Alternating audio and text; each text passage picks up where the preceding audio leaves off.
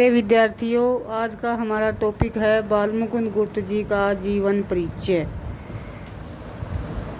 श्री बालमुकुंद गुप्त द्विवेदी युगीन साहित्यकारों में महत्वपूर्ण स्थान रखते थे। वे भारतेंदु युग और द्विवेदी युग को जोड़ने वाली प्रमुख कड़ी थे।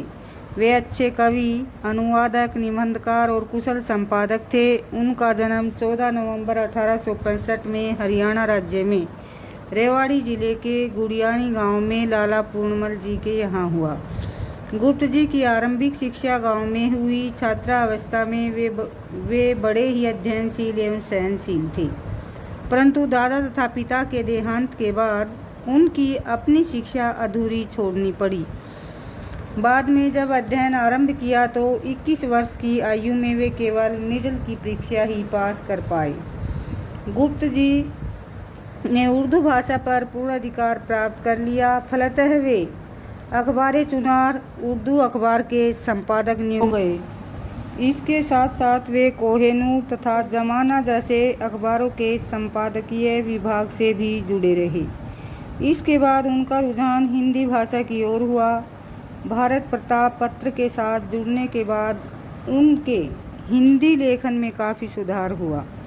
कालांतर में वे हिंदुस्तान, हिंदी बंगभाषी व भारत मित्र के संपादक भी रहे। 18 सितंबर 1907 में 42 वर्ष की अल्पायु में वे स्वर्ग सिधार गए। इनकी प्रमुख रचनाएं हैं। श्री बालमुकुंद गुप्त समय के जिस संधि बिंदु पर खड़े थे, वहाँ इन्हें भारत का अतीत और वर्तमान पारदर्शी सत्य के समान साफ साफ दिखाई देता था और भारत का भविष्य अपने निर्णय की प्रतीक्षा में था। इसलिए उनके विपुल साहित्य में भारत के स्वर्णिम भविष्य और संभावनाओं का ध्वनि संकेत शब्द शब्द में मुखरित हुआ। शिव शंभू के चिट्ठे और खत उनके सर्वाधिक लोकप्रिय व्यंग्यात्मक, सामाजिक और राजनीतिक निबंधों के संग्रह हैं। सन 1905 में बालमुकुंद गुप्त निबंधावली शीर्षक से उनके निबंधों का संग्रह भी प्रकाशित हुआ। इसमें 50 निबंध संकलित हैं। इनके साहित्य की विशेषताएं हैं। राष्ट्रीय भावना। भले ही श्री बालमुकुंद गुप्त ने अल्प मात्रा में ही काव्य रचना की, लेकिन उनका समूचा काव्य राष्ट्रीय भावनाओं से ओतप्रोत है।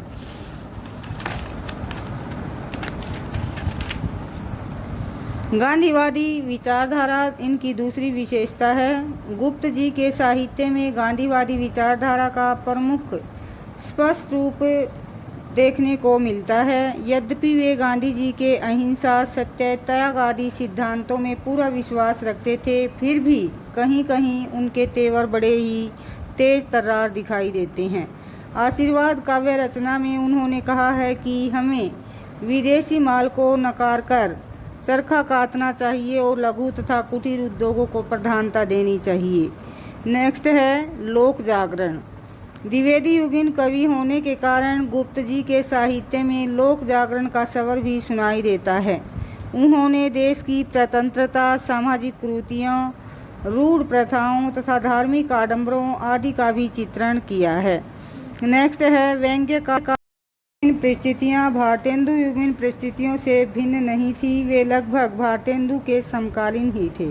वैसे तो उनको शिव शंभू के चिट्ठे से साहित्यिक ख्याति प्राप्त हुई, लेकिन उनके व्यंग्य लेख काफ़ी तीखे और तिलमिला देने वाले थे। विदाई संभाषण और आशाकांत में उन्होंने उस समय के गवर्नर लॉर्ड कर्जन के माध्यम से अंग्रेजी साम्राज्यवाद पर करारे व्यंग्य किए हैं। नेक्स्ट है अनुवाद कार्य। गुप्त जी के समय में दूसरी भाषाओं के उत्तम कोटि के हिंदी साहित्य का अनुवाद करने की प्रवृत्ति जोरों पर थी, ताकि हिंदी का प्रचार प्रसार हो सके। श्री बालमुकुंद गुप्त एक अच्छे अनुवादक थे। उन्होंने संस्कृत की रत्नावली नाटिका और बांग्ला की भड़ेल भागिनी का सुंदर अनुवाद किया है। नेक्स्ट है समाज सुधार की भावना। श्री बालमुकुंद गुप्त के साहित्य में समाज सुधार की भावना को भी यथोचित स्थान दिया गया है। उन्होंने अपने युग के समाज के जीवन को अत्यंत ही समीप से देखा था। उनमें जो कमजोरियां, अवगुण, कुरीतियां, स्वार्थीपन आदि व्याप्त थे, उनको उद्घाटित कर समाज के लोगों को उनके प्रति सावधान रहने की प्रेरणा दी है। उन्होंने नारी समाज पर भी खूब लिखा है। उन्होंने सामाजिक कृतियों पर भी करारे व्यंग्य किए हैं। नेक्स्ट है भाषा शैली। श्री बालमुकुंद गुप्त ने अपने साहित्य में सहज, सरल एवं सामान्य बोलचाल की खड़ी बोली का प्रयोग किया है।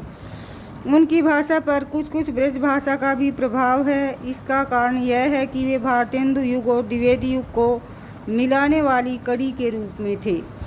फिर भी उन्होंने खड़ी बोली के सहज एवं सरल रूप का ही प्रयोग किया है। उनकी भाषा में अंग्रेजी, उर्दू तथा तद्भव शब्दों का अधिकाधिक प्रयोग किया गया है। उनको अलंकारों से अधिक मोह नहीं था। मूलतः वे सफल निबंधकार एवं संपादक थे। व्यंग्यात्मक शैली के लिए वे अपने समय के प्रख्यात साहित्यकार भी थे। फिर भी उनका शब्द चयन सर्वथा उचित एवं भावाभिव्यक्ति में समर्थ है। निबंधों के समान कविताओं में भी उनकी भाषा शैली अत्यंत ही सजीव, चुस्त, प्रभावयुक्त एवं प्रभावमयी है। प्रिय विद्यार्थियों, चैनल को अगर आपको पसंद आए तो लाइक करना और सब्सक्राइब करना मत भूलना।